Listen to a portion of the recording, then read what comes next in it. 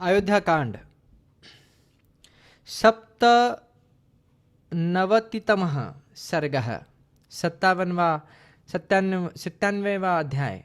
श्री राम का लक्ष्मण के रोष को शांत करके भरत के सद्भाव का वर्णन करना, लक्ष्मण का लज्जित हो श्री राम के पास खड़ा होना और भरत की सेना का पर्वत के नीचे छावनी डालना। लक्ष्मण भरत के प्रति रोषावेश के कारण क्रोधवश अपना विवेक खो बैठे थे। उस अवस्था में श्री राम ने उन्हें समझा बुझाकर शांत किया और इस प्रकार कहा, लक्ष्मण, महाबली और महान उत्साही भरत जब स्वयं यहाँ आ गए हैं, तब उस समय यहाँ धनुष अथवा ढाल तलवार से क्या काम है। लक्ष्मण, पिता के सत्य की रक्षा के लिए प्रतिज्ञा करके यदि मैं युद्ध में भरत को मारकर उनका राज्य छीन लूं, तो संसार में मेरी कितनी निंदा होगी। फिर इस कलंकित राज्य को लेकर मैं क्या करूंगा। अपने बंधु बांधवों का या मित्रों का विनाश करके जिस धन की प्राप्ति होती हो, वह तो विष मिश्रित भोजन के समान सर्वथा त्याग देने योग्य है। उसे मैं कदापि ग्रहण नहीं करूंगा।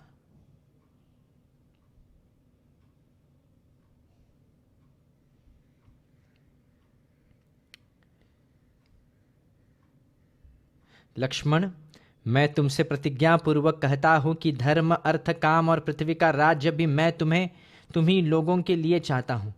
सुमित्रा कुमार, मैं भाइयों के संग्रह और सुख के लिए ही राज्य की भी इच्छा करता हूं, और इस बात की सच्चाई के लिए मैं अपना धनुष छूकर शपथ खाता हूँ। सौम्य लक्ष्मण, समुद्र से घिरी हुई यह पृथ्वी मेरे लिए दुर्लभ नहीं है, परंतु मैं अधर्म से इंद्र का पद पाने की भी इच्छा नहीं कर सकता। मानद, भरत को, तुमको और शत्रुघ्न को छोड़कर यदि मुझे कोई सुख मिलता हो तो उसे अग्निदेव जलाकर भस्म कर डाले। वीर पुरुष प्रवर भरत बड़े भ्रातृभक्त है। वे मुझे प्राणों से भी बढ़कर प्रिय है।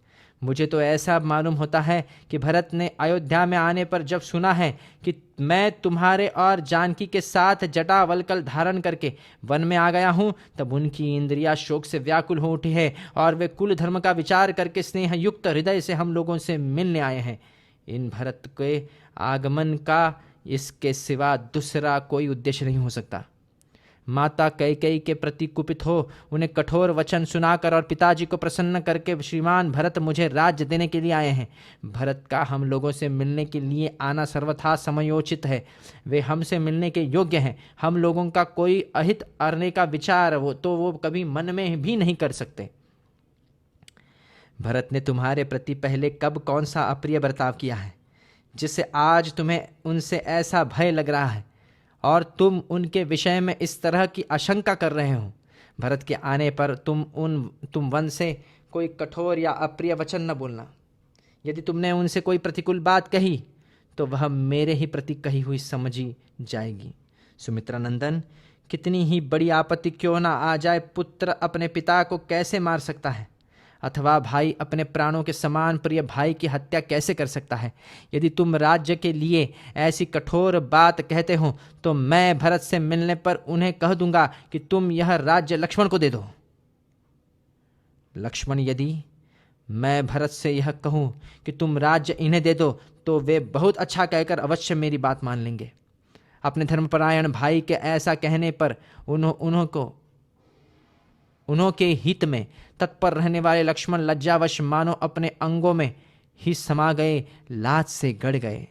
श्री राम का पूर्वोक्त वचन सुनकर लज्जित हुए लक्ष्मण ने कहा, भैया, मैं समझता हूं हमारे पिता महाराज दशरथ स्वयं ही आपसे मिलने आए हैं। लक्ष्मण को लज्जित हुआ देख श्री राम ने उत्तर दिया, मैं भी ऐसा ही मानता हूं कि हमारे महाबाहु पिताजी ही हम लोगों से मिलने आए हैं, अथवा मैं ऐसा समझता हूं कि हमें सुख भोगने के योग्य मानते हुए पिताजी वनवास के कष्ट का विचार करके हम दोनों को निश्चय ही घर लौटा ले जाएंगे। मेरे पिता रघुकुल तिलक श्रीमान महाराज दशरथ अत्यंत सुख का सेवन करने वाली इन विदेह राज नंदिनी सीता को भी वन से साथ लेकर ही घर को लौटेंगे। अच्छे घोड़ों के अच्छे घोड़ों के कुल में उत्पन्न हुए ये ही वे दोनों वायु के समान वेगशाली शीघ्रगामी वीर एवं मनोरम अपने उत्तम घोड़े चमक रहे हैं। परम बुद्धिमान पिताजी की सवारी में रहने वाले यह वही विशालकाय शत्रुंजय नामक बूढ़ा गजराज है जो सेना के मुहाने पर झूमता हुआ चल रहा है। महाभाग, परंतु इसके ऊपर पिताजी का वह विश्वविख्यात दिव्य श्वेत छत्र मुझे नहीं दिखाई देता है। इससे मेरे मन में संशय उत्पन्न होता है। लक्ष्मण, अब मेरी बात मानो और पेड़ से नीचे उतर जाओ। धर्मात्मा श्री राम ने सुमित्रा कुमार लक्ष्मण से जब ऐसी बात कही, तब युद्ध में विजय पाने वाले लक्ष्मण उस शाल वृक्ष के अग्रभाग से उतरे और श्री राम के पास हाथ जोड़कर खड़े हो गए। उधर भरत ने सेना को आज्ञा दी कि यहाँ किसी को हम लोगों के द्वारा बाधा नहीं पहुंचनी चाहिए। उनका यह आदेश पाकर समस्त सैनिक पर्वत के चारों ओर नीचे ही ठहर गए। उस समय हाथी, घोड़े और मनुष्यों से भरी हुई इक्ष्वाकु वंशी नरेश की वह सेना पर्वत के आसपास की 1.5 योजन 6 कोस भूमि घेर कर पड़ाव डाले हुए थी। नीतिज्ञ भरत धर्म को सामने रखते हुए गर्व को त्याग कर रघुकुल निंदन श्री राम को प्रसन्न करने के लिए जिसे अपने साथ ले आए थे, वह सेना चित्रकूट पर्वत के समीप बड़ी शोभा पा रही थी। इस प्रकार श्री वाल्मीकि निर्मित रामायण आदि काव्य के आयोधकांड में 97वां सर्ग पूरा हुआ। 98तमः सर्ग 98वां अध्याय भरत के द्वारा श्री राम के आश्रम की खोज का प्रबंध तथा उन्हें आश्रम का दर्शन। इस प्रकार सेना को ठहराकर जंगम प्राणियों में श्रेष्ठ एवं प्रभावशाली भरत ने गुरु सेवा परायण एवं पिता के आज्ञा पालक श्री रामचंद्र जी के पास जाने का विचार किया। जब सारी सेना विनित भाव से यथास्थान ठहर गई, तब भरत ने अपने भाई शत्रुघ्न से इस प्रकार कहा, सौम्य, बहुत से मनुष्य के साथ इन निषादों को भी साथ लेकर तुम्हें शीघ्र ही इस वन में चारों ओर श्री रामचंद्र जी की खोज करनी चाहिए। निषाद राजगुह स्वयं भी धनुष, बाण और तलवार धारण करने वाले अपने सहस्त्रों बंधु बांधवों से घिरे हुए जाए और इस वन में कुकुत्सवंशी श्री राम और लक्ष्मण का अन्वेषण करें। मैं स्वयं भी मंत्रियों, पूर्ववासियों, गुरुजनों तथा ब्राह्मणों के साथ इन सबसे घिरा रहकर पैदल ही सारे वन में विचरण करूंगा। जब तक श्री राम, महाबली लक्ष्मण अथवा महाभागा विदेह राजकुमारी सीता को न देख लूंगा, तब तक मुझे शांति नहीं मिलेगी। जब तक अपने पूज्य भ्राता श्री राम के कमल दल के सदृश विशाल नेत्रों वाले सुंदर मुख चंद्र का दर्शन न कर लूंगा, तब तक मेरे मन को शांति प्राप्त नहीं होगी। निश्चय ही सुमित्रा कुमार लक्ष्मण कृतार्थ हो गए, जो श्री रामचंद्र जी के उस कमल सदृश नेत्र वाले महातेजस्वी मुख का निरंतर दर्शन करते हैं, जो चंद्रमा के समान निर्मल एवं आह्लाद प्रदान करने वाले हैं। जब तक भाई श्री राम के राजोचित लक्षणों से युक्त चरण विंदों को अपने सिर पर नहीं रखूंगा, तब तक मुझे शांति नहीं मिलेगी। जब तक राज्य के सच्चे अधिकारी आर्य श्री राम पिता पितामहों के राज्य पर प्रतिष्ठित हो अभिषेक के नहीं प्राप्त होगी।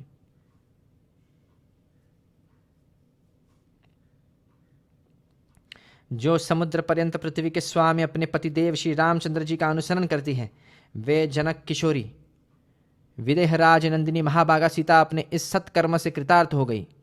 जैसे नंदन वन में कुबेर निवास करते हैं, उसी प्रकार जिसके वन में कुकुत्स कुलभूषण श्री रामचंद्र जी विराज रहे हैं, वह चित्रकूट परम मंगलकारी तथा गिरिराज, हिमालय एवं वेंकटाचल के समान श्रेष्ठ पर्वत है। यह सर्प सेवित दुर्गम वन भी कृतार्थ हो गया, जहाँ शस्त्रधारियों में श्रेष्ठ महाराज श्री राम निवास करते हैं। ऐसा कहकर महातेजस्वी पुरुष प्रवर महाबाहु भरत ने उस विशाल वन में पैदल ही प्रवेश किया। वक्ताओं में श्रेष्ठ भरत पर्वत शिखरों पर उत्पन्न हुए वृक्ष समूहों की, जिनकी शाखाओं के अग्रभाग फूलों से भरे थे, बीच से निकले। आगे जाकर वे बड़ी तेजी से चित्रकूट पर्वत के एक शाल वृक्ष पर चढ़ गए और वहां से उन्होंने श्री रामचंद्र जी के आश्रम पर सुलगती हुई आग का ऊपर उठता हुआ धुआं देखा। उस धूम को देखकर श्रीमान भरत को अपने भाई शत्रुघ्न सहित बड़ी प्रसन्नता हुई और यही श्री राम है, यह जानकर उन्हें अथाह जल से प्यार अथाह जल से पार हो जाने का समान संतोष प्राप्त हुआ।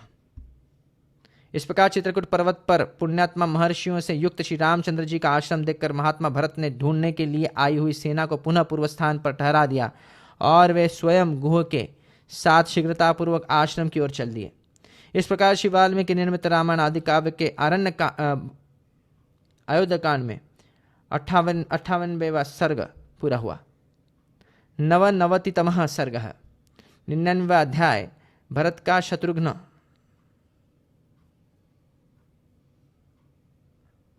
आदि के साथ श्री राम के आश्रम पर जाना, उनकी पर्णशाला को देखना तथा रोते रोते उनके चरणों में गिर जाना, श्री राम का उन सब को हृदय से लगाना और मिलना।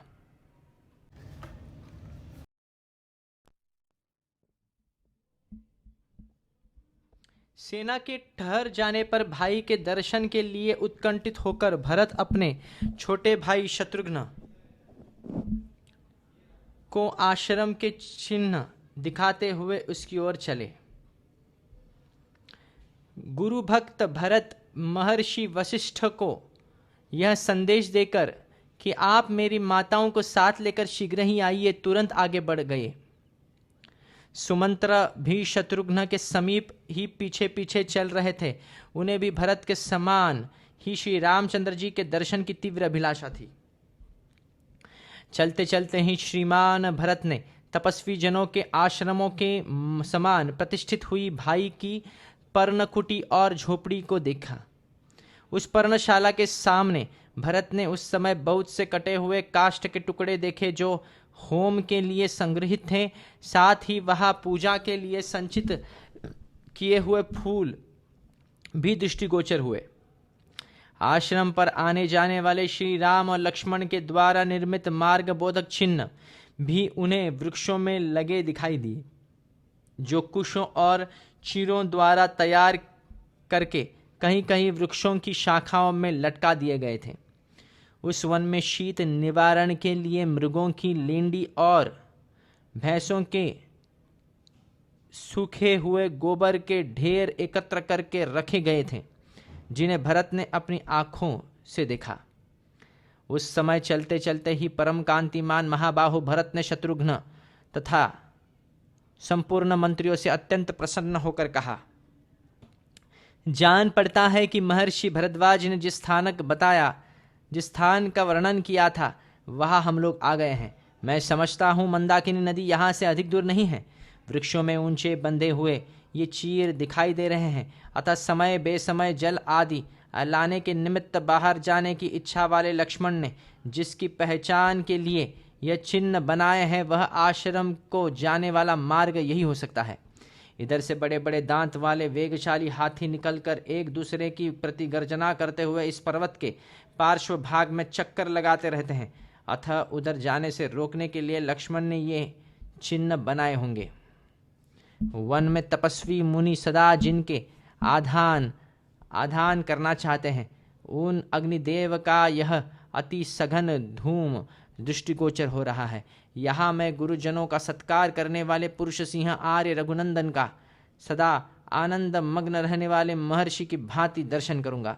तदनंतर रघुकुल भूषण भरत दो ही घड़ी में मंदाकिनी के तट पर विराजमान चित्रकूट के पास जा पहुंचे और अपने साथ वाले लोगों से इस प्रकार बोले, अहो, मेरे ही कारण पुरुष सिंह महाराज श्री रामचंद्र इस निर्जन वन में आकर खुली पृथ्वी के ऊपर विरासन से बैठते हैं, अतः मेरे जन्म और जीवन को धिक्कार है। मेरे ही कारण महातेजस्वी लोकनाथ रघुनाथ भारी संकट में पड़कर समस्त कामनाओं का परित्याग करके वन में निवास करते हैं, इसलिए मैं सब लोगों के द्वारा निंदित हूँ, अतः मेरे जन्म का धिक्कार है। आज मैं श्री राम को प्रसन्न करने के लिए उनके चरणों में गिर जाऊंगा, सीता और लक्ष्मण को के पैरों पे गिर जाऊंगा। इस तरह विलाप करते हुए दशरथ कुमार भरत ने उस वन में एक बड़ी पर्णशाला देखी जो परम पवित्र और मनोरम थी। वह शाल, ताल और अश्वकर्ण नामक वृक्षों के बहुत से पत्तों द्वारा छाई हुई थी, अतः यज्ञशाला में जिस पर कोमल कुश बिछाए गए हो उस लंबी चौड़ी वेदी के समान शोभा पा रही थी। वहाँ इंद्रधनुष के समान बहुत से धनुष रखे गए थे, जो गुरुतर कार्य साधन में समर्थ थे, जिनके पृष्ठभाग सोने से मढ़े गए थे और जो बहुत ही प्रबल तथा शत्रुओं को पीड़ा देने वाले थे। उनसे उस पर्णकुटी की बड़ी शोभा हो रही थी। वहाँ तरकसों में बहुत से बाण भरे थे, जो सूर्य की किरणों के समान चमकीले और भयंकर थे। उन बाणों से वह पर्णशाला उसी प्रकार सुशोभित होती थी जैसे दीप्तमान मुख वाले सर्पों से भोगवती पूरी शोभित होती हैं। सोने के मयानों में रखी हुई 2 तलवारें और स्वर्णमय बिंदुओं से विभूषित 2 विचित्र ढाले भी उस आश्रम की शोभा बढ़ा रहे थे।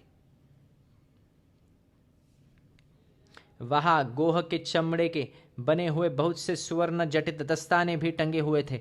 जैसे मृग सिंह की गुफा पर आक्रमण नहीं कर सकते, उसी प्रकार वह पर्णशाला शत्रु समूह के लिए अगम्य एवं अजय थी। श्री राम के उस निवास स्थान में भरत ने एक पवित्र एवं विशाल वेदी भी देखी, जो ईशान कोण की ओर कुछ नीची थी। उस पर अग्नि प्रज्वलित हो रही थी। पर्णशाला की ओर थोड़ी देर तक देखकर भरत ने कुटिया में बैठे हुए अपने पूजनीय भ्राता श्री राम को देखा, जो सिर पर जटामंडल धारण किए हुए थे। उन्होंने अपने अंगों में कृष्ण मृग चर्म तथा चीर एवं वल्कल वस्त्र धारण कर रखे थे। भरत को दिखाई दिया कि श्री राम पास ही बैठे हैं और प्रज्वलित अग्नि के समान अपनी दिव्य प्रभा फैला रहे हैं। समुद्र पर्यंत पृथ्वी के स्वामी धर्मात्मा महाबाहु श्री राम सनातन ब्रह्मा की भांति कुश बिछी हुई वेदी पर बैठे थे। उनके कंधे सिंह के समान, भुजाएं बड़ी बड़ी और नेत्र प्रफुल्ल कमल के समान थे। उस वेदी पर वे सीता और लक्ष्मण के साथ विराजमान थे। उन्हें उस अवस्था में देख धर्मात्मा श्रीमान कैकेयी कुमार भरत शोक और मोह में डूब गए था तथा बड़े वेग से उनकी ओर दौड़े। भाई की ओर दृष्टि पड़ते ही भरत आर्त भाव से विलाप करने लगे। वे अपने शोक के आवेग को धैर्य से रोक न सके और अश्रु बहाते हुए गदगद वाणी में बोले, हाय, जो राजसभा में बैठकर प्रजा और मंत्री वर्ग के द्वारा सेवा तथा सम्मान पाने के योग्य हैं, वे ही ये मेरे बड़े भ्राता श्री राम यहाँ जंगली पशुओं से घिरे हुए बैठे हैं। जो महात्मा पहले कई सहस्त्र वस्त्रों का उपयोग करते थे, वे अब धर्माचरण करते हुए यहाँ केवल 2 मृग चर्म धारण करते हैं। जो सदा नाना प्रकार के विचित्र फूलों को अपने सिर पर धारण करते थे, वे ही ये श्री रघुनाथ जी इस समय इस जटाभार को कैसे सहन करते हैं। जिनके लिए शास्त्रोक्त यज्ञों को अनुष्ठान द्वारा धर्म का संग्रह करना उचित है, वे इस समय शरीर को कष्ट देने से प्राप्त होने वाला धर्म का अनुसंधान कर रहे हैं। जिनके अंगों की बहुमूल्य चंदन से सेवा होती थी, उन्हीं मेरे पूज्य भ्राता का यह शरीर कैसे मल से सेवित हो रहा है। हाय, जो सर्वथा सुख भोगने के योग्य है, वे श्री राम मेरे ही कारण ऐसे दुख में पड़ गए हैं। ओह, मैं कितना क्रूर हूँ, मेरे इस लोक निंदित जीवन को धिक्कार है। इस प्रकार विलाप करते करते भरत अत्यंत दुखी हो गए। उनके मुखारविंद पर पसीने की बूंदें दिखाई देती लगी।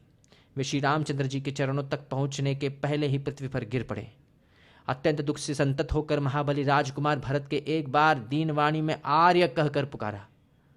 भरत ने एक बार दीनवाणी में आर्य कहकर पुकारा, फिर वे कुछ न बोल सके।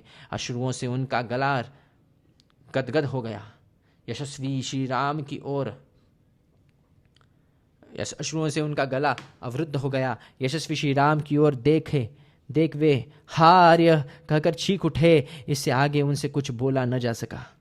फिर शत्रुघ्न ने भी रोते रोते श्री राम के चरणों में प्रणाम किया। श्री राम ने उन दोनों को उठाकर छाती से लगा लिया। फिर वे भी नेत्रों से अश्रुओं की धारा बहाने लगे। तत्पश्चात राजकुमार श्री राम तथा लक्ष्मण उस वन में सुमंत्र और निषाद राजगुह से मिले, मानो आकाश में सूर्य और चंद्रमा, शुक्र और बृहस्पति से मिल रहे हों। यूथपति गजराज पर बैठकर यात्रा करने योग्य उन चारों राजकुमारों को इस विशाल वन में आया देख समस्त वनवासी हर्ष छोड़कर शोक के अश्रु बहाने लगे। इस प्रकार श्री वाल्मीकि निर्मित रामायण आदि काव्य के अयोध्या कांड में 20वां सर्ग पूरा हुआ। शततमः सर्ग। श्री राम का भरत को कुशल प्रश्न के बहाने राजनीति का उपदेश करना। जटा और चीर वस्त्र धारण किए भरत हाथ जोड़कर पृथ्वी पर पड़े थे, मानो प्रलय काल में सूर्यदेव धरती पर गिर गए हों। उनको इस अवस्था में देखना किसी भी स्नेही सुहृद के लिए अत्यंत कठिन था। श्री राम ने उन्हें देखा और जैसे तैसे किसी तरह पहचाना। उनका मुख उदास हो गया। वे बहुत दुर्बल हो गए थे। श्री राम ने भाई भरत को अपने हाथ से पकड़कर उठाया और उनका मस्तक सूंघकर उनको हृदय से लगा लिया। इसके बाद रघुकुल भूषण भरत को गोद में बिठाकर श्री राम ने बड़े आदर से पूछा, तात, पिताजी कहाँ थे कि तुम इस वन में आए हो? उनके जीते जी तो तुम वन में नहीं आ सकते थे। मैं दीर्घकाल के बाद दूर से नाना के घर से आए शरीर बहुत दुर्बल हो गया है। तात, तुम क्यों वन में आए हो?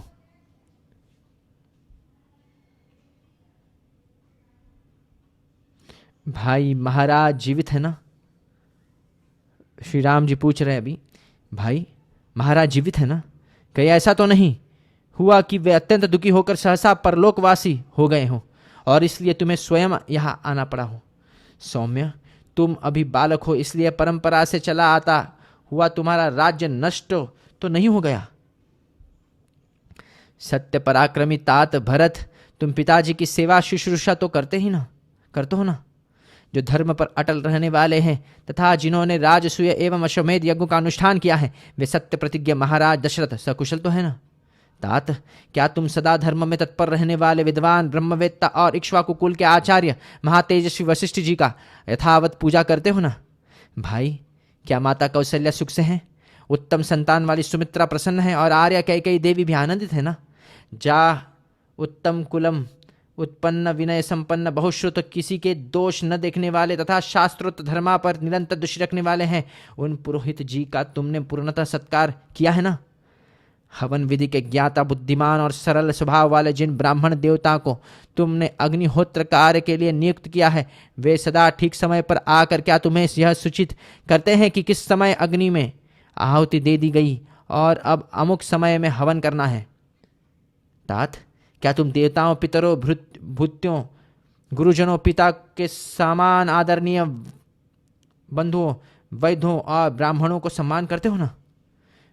भ्राता, जो मंत्र रहित श्रेष्ठ बाणों के प्रयोग तथा मंत्र सहित उत्तम अस्त्रों के प्रयोग के ज्ञान से संपन्न और अर्थशास्त्र राजनीति के अच्छे पंडित है, उन आचार्य सुधनवा का क्या तुम समादर करते हो ना? राम जी पूछ रहे हैं भरत को, तात, क्या तुमने अपने ही समान शूरवीर शास्त्रज्ञ जितेंद्रिय कुलीन तथा बाहरी चेष्टाओं से ही मन की बात समझ लेने वाले सुयोग्य व्यक्तियों को ही मंत्री बनाया है? रघुनंदन, अच्छी मंत्रणा ही राजाओं की विजय का मूल कारण है।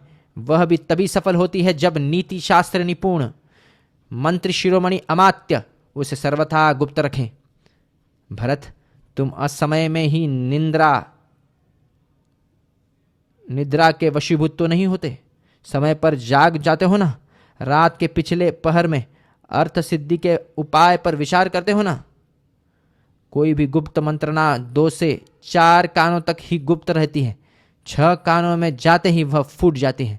अतः मैं पूछता हूं, तुम किसी गूढ़ विषय पर अकेले ही तो विचार नहीं करते अथवा बहुत लोगों के साथ बैठकर तो मंत्रणा नहीं करते?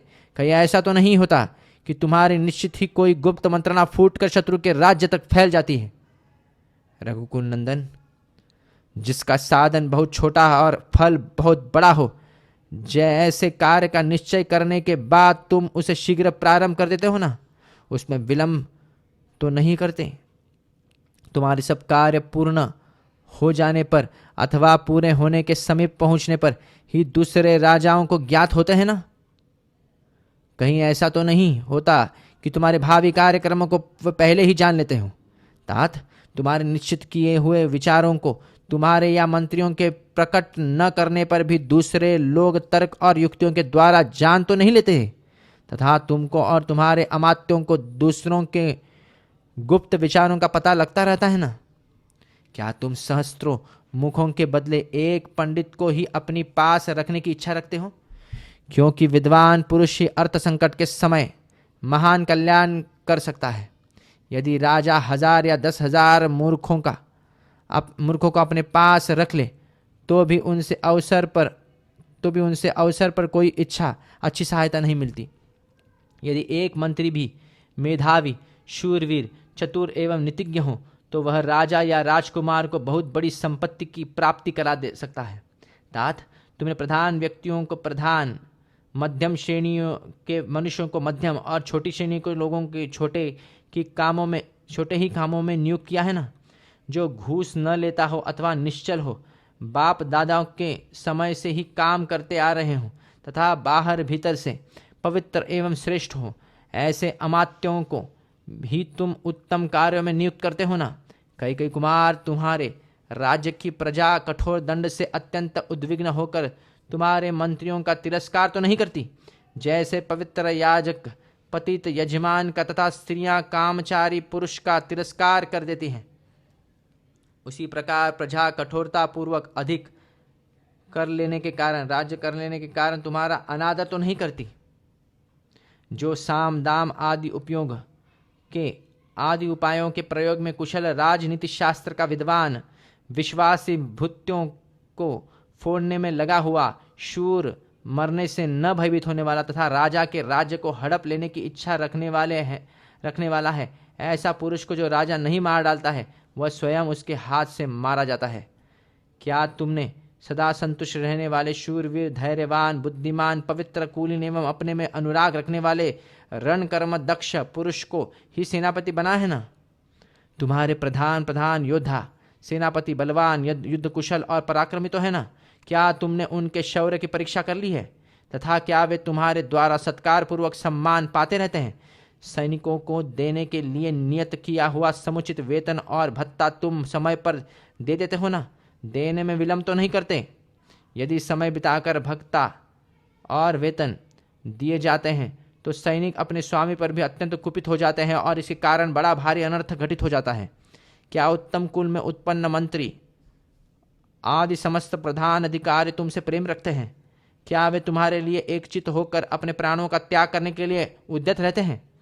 भरत, तुमने जिसे राजदूत के पद पर नियुक्त किया है, प्रतिभाशाली और जैसा कहा जाए वैसी ही बात दूसरे के सामने कहने वाला और सद विवेक युक्त है ना। क्या तुम शत्रु पक्ष के 18 और अपने पक्ष के 15 तीर्थों की 3 अज्ञात गुप्तचरों द्वारा देखभाल या जांच पड़ताल करते रहते हो ना। शत्रुसूदन, जिन शत्रुओं का तुमसे राज्य से निकाल दिया है, जिन शत्रुओं को तुमने राज्य से निकाल दिया है, वे यदि फिर लौटकर आते हैं तो तुम उन्हें दुर्बल समझकर उनकी उपेक्षा तो नहीं करते। तात, तुम कभी नास्तिक ब्राह्मणों का संग तो नहीं करते हो, क्योंकि वे बुद्धि के परमार्थ की ओर से विचलित करने में कुशल होते हैं।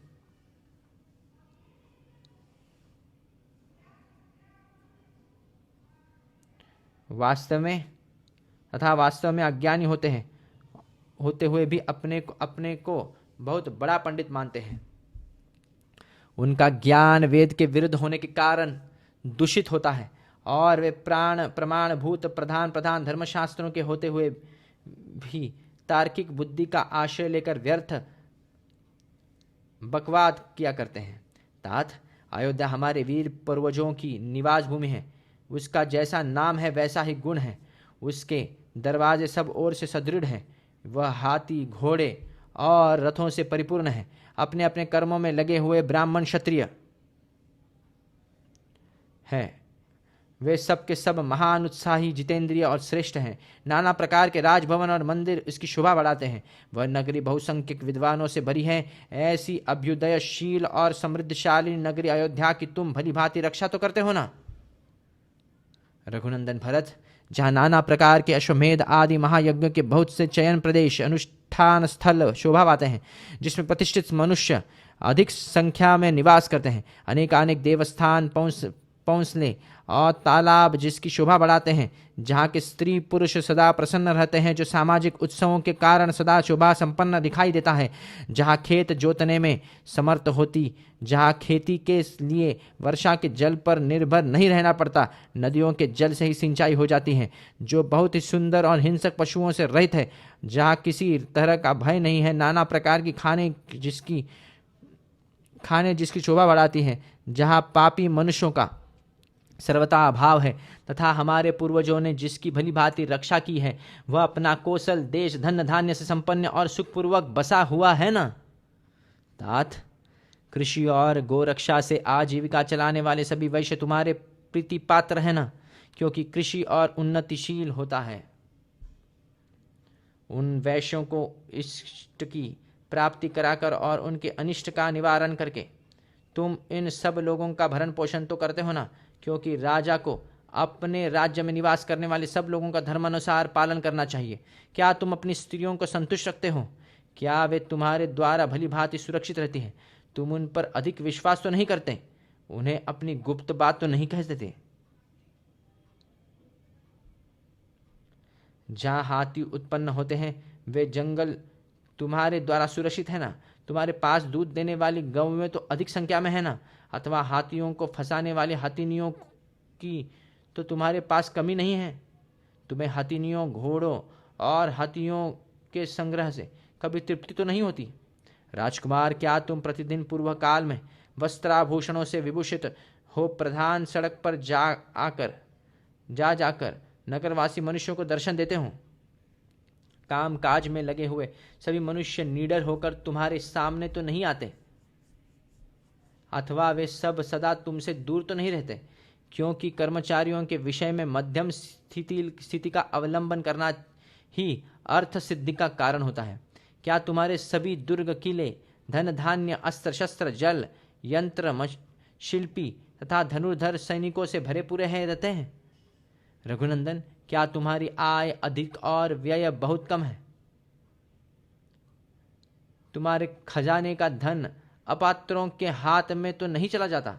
देवता, पितर, ब्राह्मण, अभ्यागत, योद्धा तथा मित्रों के लिए ही तो तुम्हारा धन खर्च होता है ना? कभी ऐसा तो नहीं होता है कि कोई मनुष्य किसी श्रेष्ठ, निर्दोष और शुद्धात्मा पुरुष पर भी दोष लगा दे तथा शास्त्र ज्ञान में कुशल विद्वानों द्वारा उसके विषय में विचार कराए बिना ही लोभवश उसे आर्थिक दंड दिया जाता हो? नरश्रेष्ठ, जो चोरी में पकड़ा गया हो, जिसे किसी ने चोरी करते समय देखा हो, पूछताछ से भी जिसके चोर होने का प्रमाण मिल गया हो तथा जिसके विरुद्ध चोरी का माल बरामद होना आदि और भी बहुत से कारण हो, ऐसे बहुत से प्रमाण हो, ऐसे चोर को भी तुम्हारे राज्य में धन के लालच से छोड़ तो नहीं दिया जाता है? रघुकुल भूषण, यदि धनी और गरीब में कोई विवाद छिड़ा हो और यह राज्य के न्यायालय में निर्णय के लिए आया हो, तो तुम्हारे बहुज्ञ मंत्री धन आदि के लोभ को तो नहीं स्वीकार करते?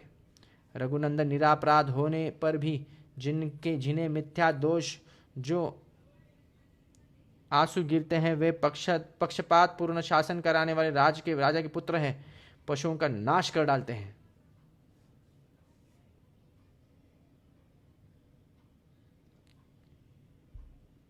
राघव, क्या तुम वृद्ध पुरुषों, बालक और प्रधान वैदिक को आंतरिक अनुराग, मधुर वचन और धन दान, इन तीनों के द्वारा समान सम्मान करते हो?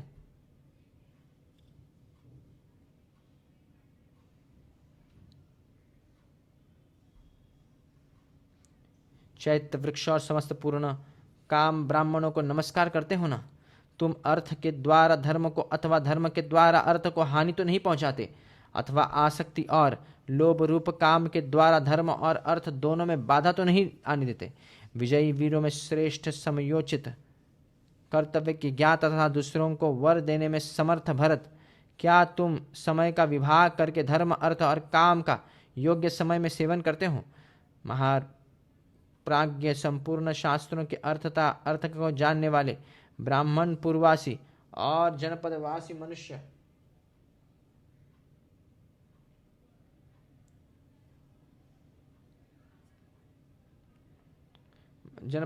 मनुष्यों के साथ तुम्हारे कल्याण की कामना करते हैं ना? नास्तिकता, असत्य भाषण, क्रोध, प्रमाद, दीर्घ सूत्रता, ज्ञानी पुरुषों का संग न करना, आलस्य, नेत्र आदि पांचों विचार करना, प्रयोजन को न समझने वाले विपरीतदर्शी प्रारंभ न करना, गुप्त मंत्रणा को सुरक्षित न रखकर प्रकट कर देना, मांगलिक आदि कार्यों का अनुष्ठान न करना तथा सब शत्रुओं पर एक ही साथ चढ़ाई कर देना, ये राजा के 14 दोष हैं। तुम इन दोषों का सदा परित्याग करते हो ना?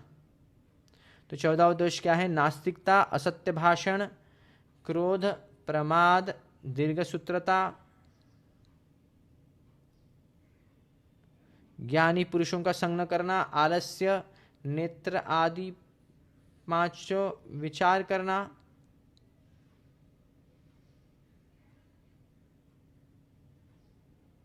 प्रयोजन को न समझने वाले विपरीतदर्शी प्रारंभ न करना, गुप्त मंत्रणाओं को सुरक्षित न रखकर प्रकट कर देना, मांगलिक आदि कार्यों का अनुष्ठान न करना तथा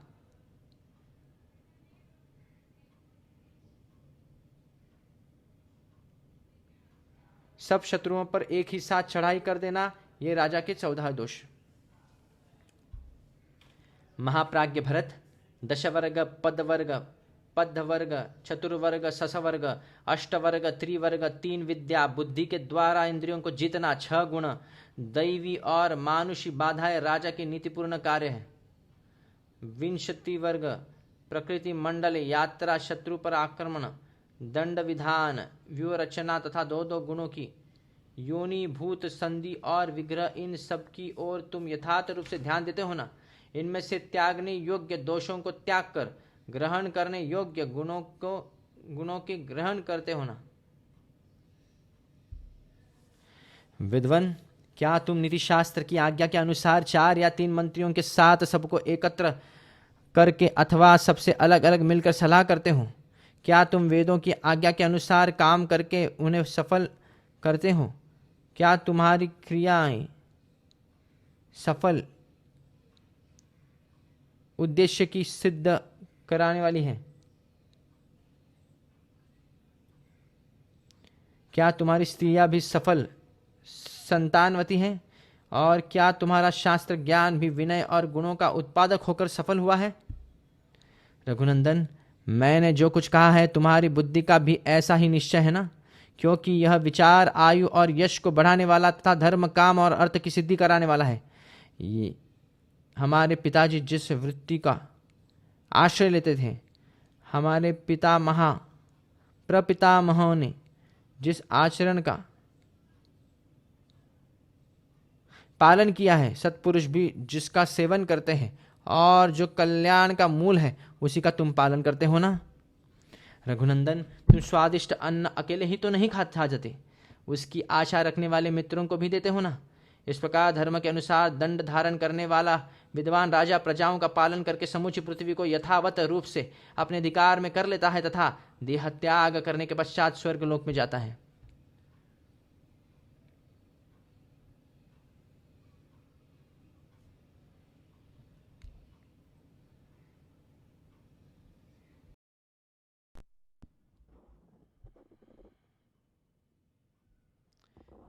शत्रु पक्ष के मंत्री, पुरोहित, युवराज, सेनापति, द्वारपाल, अंतर्वेशिक, अंतपुर का अध्यक्ष, कारागार अध्यक्ष, कोषाध्यक्ष, यथा योग्य कार्यों में धन का व्यय करने वाला सचिव, प्रतिष्ठा, पहरेदारों को काम बताने वाला, नगराध्यक्ष, कार्य निर्माणकर्ता, धर्माध्यक्ष, सभाध्यक्ष, दंडपाल, दुर्गपाल, राष्ट्र सीमापाल तथा वनरक्षक, ये 18 तीर्थ हैं जिन पर राजा को दृष्टि रखनी चाहिए। मतांतर से ये 18 तीर्थ इस प्रकार है। मंत्री, पुरोहित, मतलब और एक ओपिनियन है ये।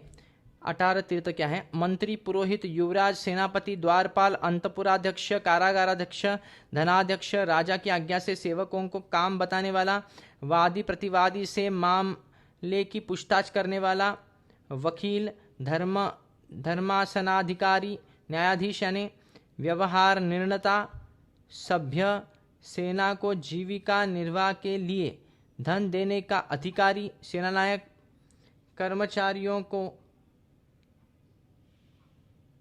काम पूरा होने पर वेतन देने के लिए राजा से धन देने वाला, नगराध्यक्ष, राष्ट्र सीमापाल तथा वन रक्षक, दृष्टि को दंड, दुष्ट व्यक्ति को दंड देने का अधिकारी तथा जल, पर्वत, वन एवं दुर्गम भूमि की रक्षा करने वाला, इन पर राजा को दृष्टि रखनी चाहिए।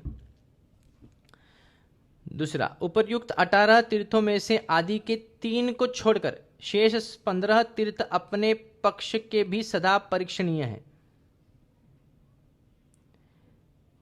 काम से उत्पन्न होने वाले 10 दोषों को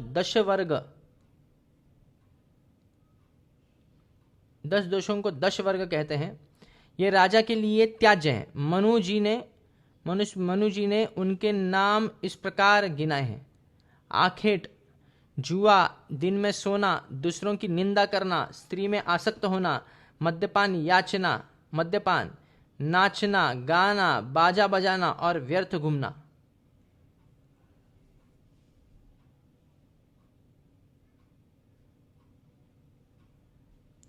जलदुर्ग, पर्वत दुर्ग, वृक्ष दुर्ग, इरीण दुर्ग और धनवर दुर्ग, ये 5 प्रकार के दुर्ग पंचवर्ग कहलाते हैं। इनमें आरंभ के 3 तो प्रसिद्ध ही हैं। जहां किसी प्रकार की खेती नहीं होती, ऐसे प्रदेश को इरीण कहते हैं। बालू से भरी मरुभूमि को धनव कहते हैं। गर्मी के दिनों में वह शत्रुओं के लिए दुर्गम होती है। इन सब दुर्गों का यथासमय उपयोग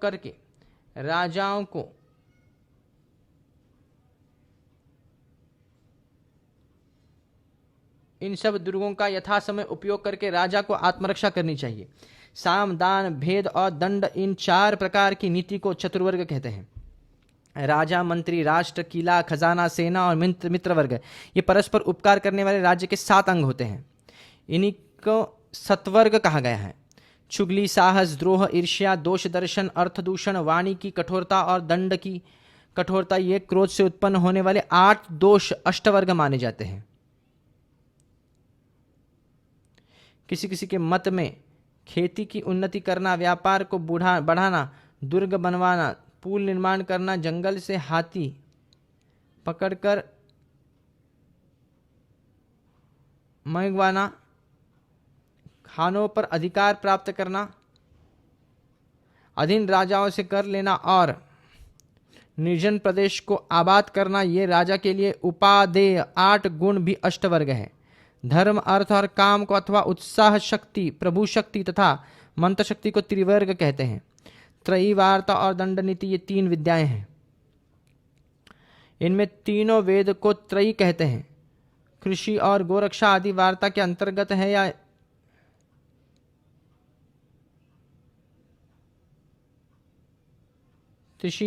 कृषि और गोरक्षा आदि वार्ता के अंतर्गत है तथा नीति शास्त्र का नाम दंड नीति है।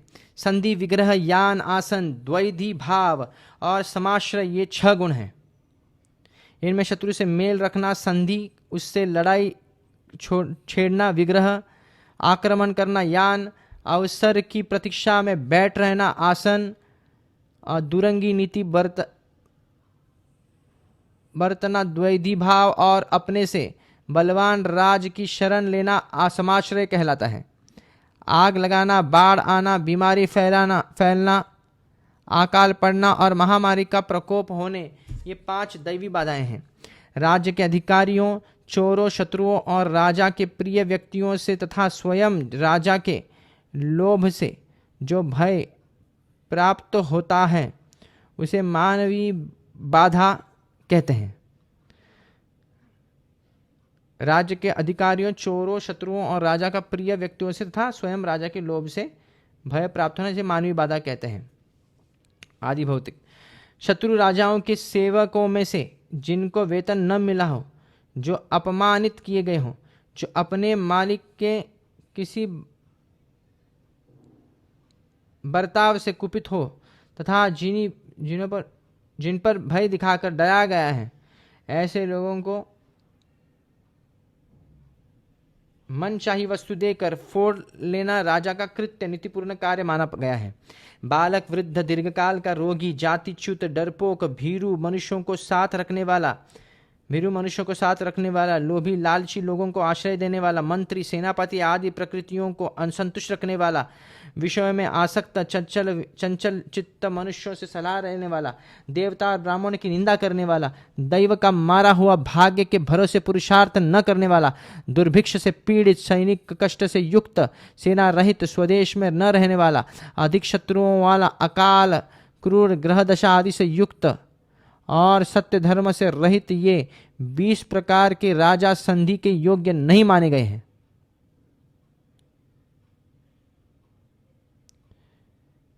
इन्हीं की विंशत तीव्र वर्ग की इन्हीं की विंशति वर्ग के नाम से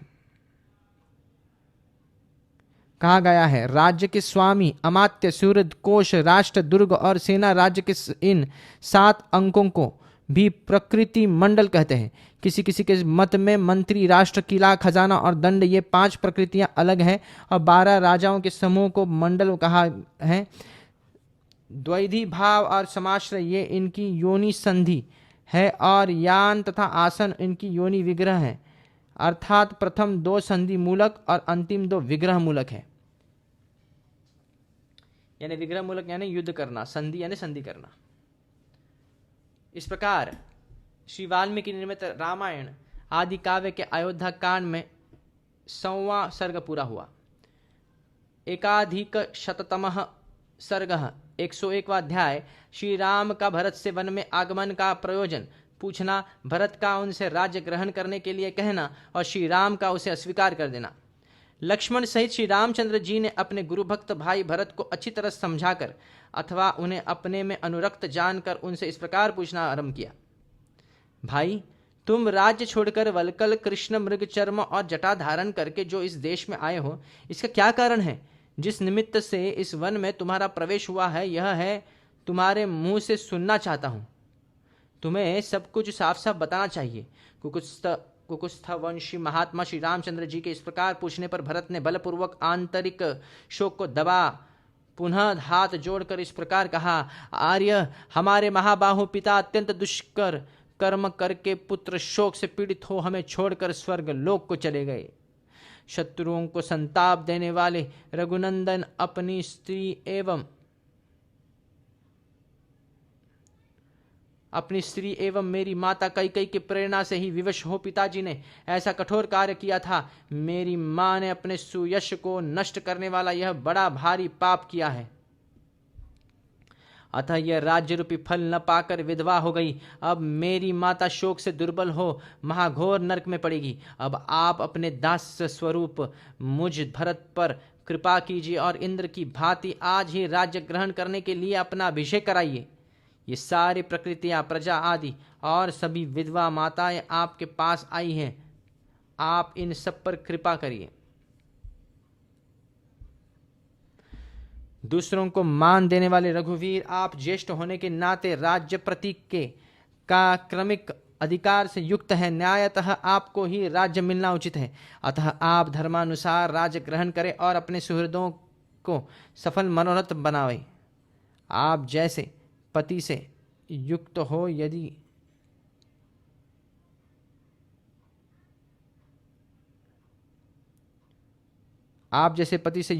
यह सारी वसुधा, आप धर्मानुसार राज्य ग्रहण करें और अपने सुहृदों को सफल मनोरथ बनावे। आप जैसे पति से युक्त हो यह सारी वसुधा वैधव्य रहित हो जाए और निर्मल चंद्रमा से स्नात हुई शरत काल की रात्रि के समान शोभा पाने लगे। मैं इन समस्त सचिवों के साथ आपके चरणों में मस्तक रखकर यह याचना करता हूँ कि आप राज्य ग्रहण करें। मैं आपका भाई, शिष्य और दास हूँ, आप मुझ पर कृपा करें। पुरुष सिंह, यह सारा मंत्रिमंडल अपने यहाँ कुल परंपरा से चला आ रहा है। ये सभी सचिव पिताजी के समय में भी थे। हम सदा से इनका सम्मान करते आए हैं, अतः आप इनकी प्रार्थना न ठुकराएं। ऐसा कहकर कैकेयी पुत्र महाभाव भरत ने नेत्रों से अश्रु बहाते हुए पुनः श्री रामचंद्र जी के चरणों से माथा टेक दिया। उस समय वे मतवाले हाथी के समान बारंबार लंबी सांस खींचने लगे। तब श्री राम भाई भरत को उठाकर हृदय से लगा लिया और इस प्रकार कहा, भाई तुम ही बताओ, उत्तम कुल में उत्पन्न सत्व गुण संपन्न तेजस्वी और श्रेष्ठ व्रतों का पालन करने वाला मेरे जैसा मनुष्य राज्य के लिए पिता की आज्ञा का उल्लंघन रूप पाप कैसे कर सकता है? शत्रुसूदन, मैं तुम्हारे अंदर थोड़ा सा भी दोष नहीं देखता। अज्ञानवश तुम्हें अपनी माता की भी निंदा नहीं करनी चाहिए। सौम्य महाराज मुझे वल्कल वस्त्र और मृग चर्म धारण कराकर वन में ठहरावे अथवा राज्य पर बिठावे, इन दोनों बातों के लिए वे सर्वथा समर्थ थे। धर्मज्ञ धर्मात्माओं में श्रेष्ठ भरत, मनुष्य की विश्वंध्य पिता में जितनी गौरव बुद्धि होती है उतनी ही माता में भी होनी चाहिए। रघुनंदन, इन धर्मशील माता और पिता दोनों ने जब मुझे वन में जाने की आज्ञा दे दी है तब मैं उनकी आज्ञा के विपरीत दूसरा कोई बर्ताव नहीं कर सकता। तुम्हें अयोध्या में रहकर समस्त जगत के लिए आदरणीय राज्य प्राप्त करना चाहिए और मुझे वल्कल वस्त्र धारण करके दंडकारण्य में रहना चाहिए, क्योंकि महाराज दशरथ बहुत लोगों के सामने हम दोनों के लिए इस प्रकार पृथक पृथक 2 आज्ञाएं देकर स्वर्ग को सिधारे हैं। इस विषय में लोक गुरु धर्मात्मा राजा ही तुम्हारे लिए प्रमाणभूत है।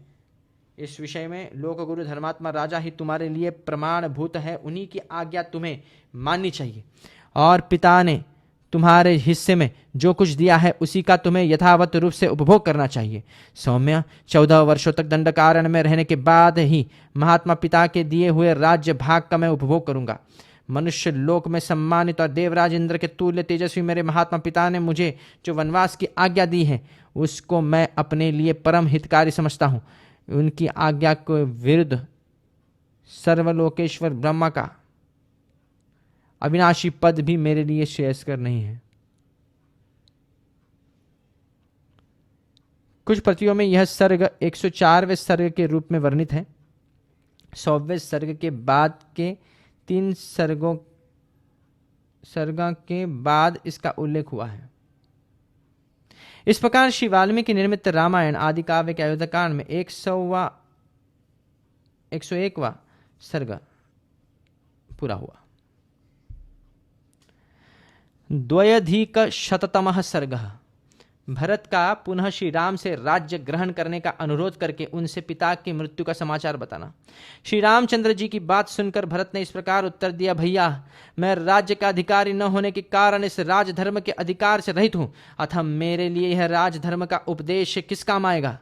नरश्रेष्ठ, हमारे यहाँ सदा से ही इस शाश्वत धर्म का पालन होता आया है कि ज्येष्ठ पुत्र के रहते हुए छोटा पुत्र राजा नहीं बन सकता। अतः रघुनंदन, आप मेरे साथ समृद्धशालिनी अयोध्यापुरी को चलिए और हमारे कुल के अभ्युदय के लिए राजा के पद पर अपना अभिषेक कराइए। यद्यपि सब लोग राजा को मनुष्य कहते हैं, तथापि मेरी राय में वह देवत्व पर प्रतिष्ठित है, क्योंकि उसके धर्म और अर्थयुक्त आचार को साधारण मनुष्य के लिए असंभावित बताया गया है।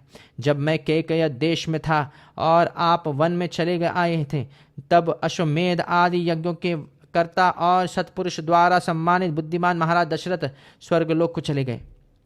सीता और लक्ष्मण के साथ आपके राज्य से निकलते ही दुख शोक से पीड़ित हुए महाराज स्वर्गलोक को चल दिए। पुरुष सिंह, उठिए और पिता को जलांजलि दान कीजिए। मैं और यह शत्रुघ्न दोनों पहले ही उनके लिए जलांजलि दे चुके हैं।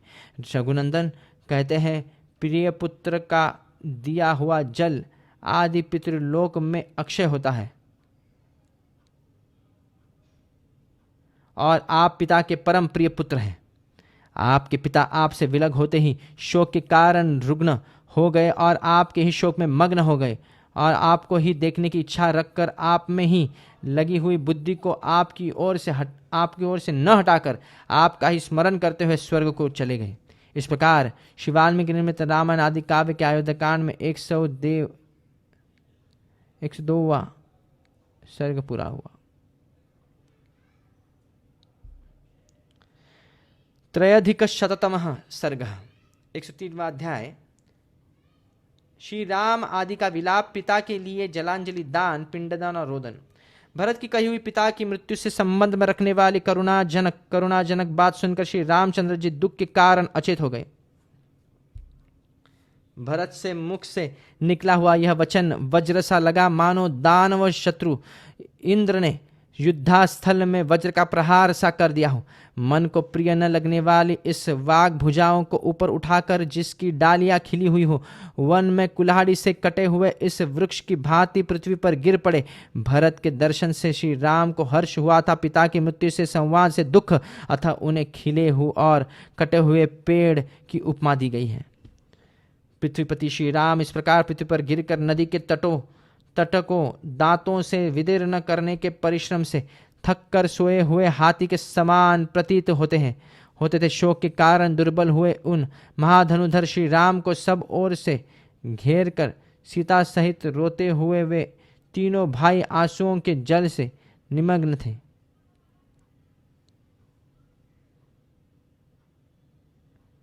थोड़ी देर बाद पुनः होश में आने पर नेत्रों से अश्रु वर्षा करते हुए कुकुत्सक कुलभूषण श्री राम ने अत्यंत दीन वाणी में विलाप आरंभ किया। पृथ्वीपति महाराज दशरथ को स्वर्गगामी हुआ सुनकर धर्मात्मा श्री राम ने भरत से यह धर्मयुक्त बात कही। भैया, जब पिताजी परलोकवासी हो गए तब अयोध्या में चलकर अब मैं क्या करूंगा? उन राज शिरोमणि पिता से हीन हुई इस अयोध्या को अब कौन पालन करेगा? हाय, जो पिताजी मेरे ही शोक से मृत्यु को प्राप्त हुए, उन्हीं को मैं दाह संसार तक न कर सका। मुझ जैसे व्यर्थ जन्म लेने वाले पुत्र से उन महात्मा पिता को कौन सा कार्य सिद्ध हुआ?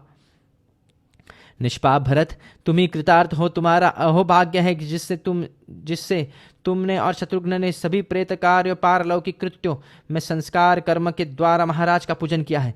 महाराज दशरथ से हीन हुई अयोध्या अब प्रधान शासक से रहित हो अवस्था में एवं आकुल हो उठी है। अतः वनवास से लौटने पर भी मेरे मन में अयोध्या जाने का उत्साह नहीं रह गया है। परंतप भरत, वनवास की अवधि समाप्त करके यदि मैं अयोध्या में जाऊं तो फिर कौन मुझे कर्तव्य का उपदेश देगा?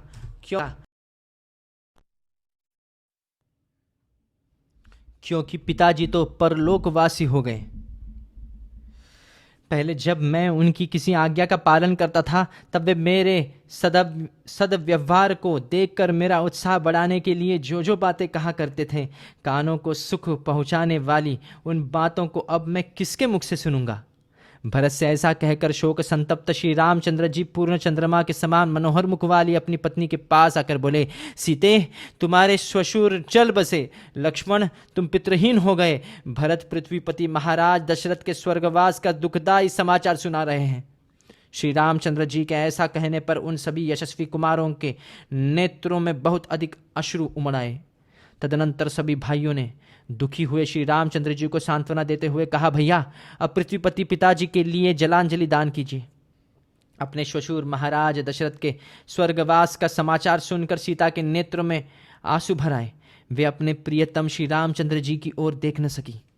तदनंतर रोती हुई जनक कुमारी को सांत्वना देकर दुखमग्न श्री राम ने अत्यंत दुखी हुए लक्ष्मण से कहा, भाई, तुम इंगदी का पिसा हुआ फल और चीर एवं उत्तरीय ले आओ।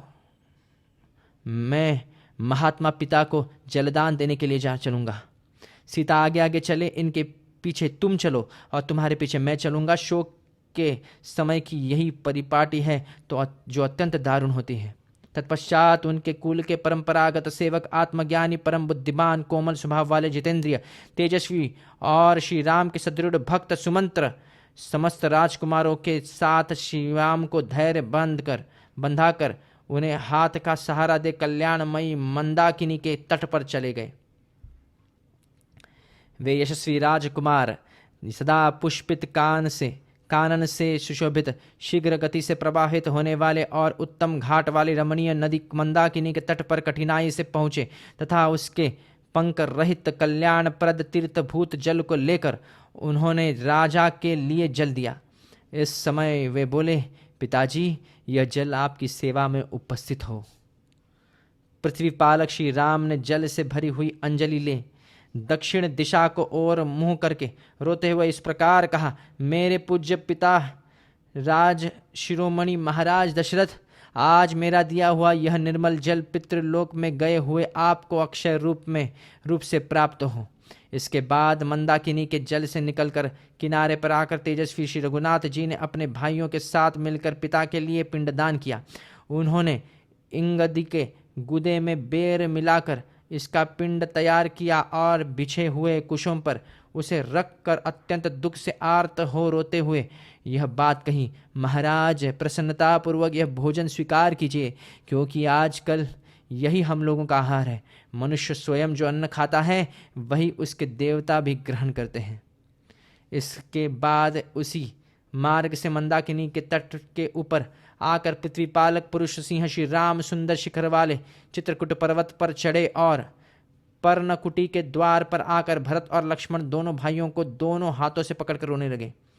सीता सहित रोते हुए उन चारों भाइयों के रुदन शब्द से उस पर्वत पर गरजते हुए सिंहों के दहाड़ने के समान प्रतिध्वनि होने लगी।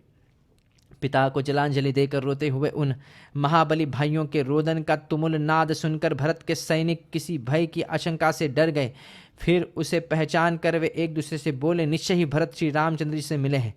अपने परलोकवासी पिता के लिए शोक करने वाले उन चारों भाइयों को रोने का ही यह महान शब्द है। यों कहकर उन सब ने अपनी सवारियों को तो वही छोड़ दिया और जिस स्थान से वह आवाज़ आ रही थी उसी ओर मुंह किए एकचित होकर वे दौड़ पड़े। उनसे भिन्न जो सुकुमार मनुष्य थे उनमें से कुछ लोग घोड़ों से, कुछ हाथियों से और कुछ सजे सजाए रथों से भी आगे बढ़े।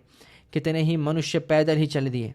यद्यपि श्री रामचंद्र जी की परदेश में आए सभी अभी थोड़े ही दिन हुए थे, तथापि लोगों को ऐसा जान पड़ता था कि मानो वे दीर्घकाल से परदेश में रह रहे हैं। अतः सब लोग उनके दर्शन की इच्छा से सहसा आश्रम की ओर चल दिए।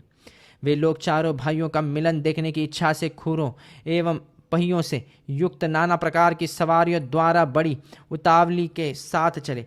अनेक प्रकार की सवारियों तथा रथ की पहियों से आक्रांत हुई वह भूमि भयंकर शब्द करने लगी, ठीक उसी तरह जैसे मेघों की घटा घिर आने पर आकाश में गड़गड़ाहट होने लगती है।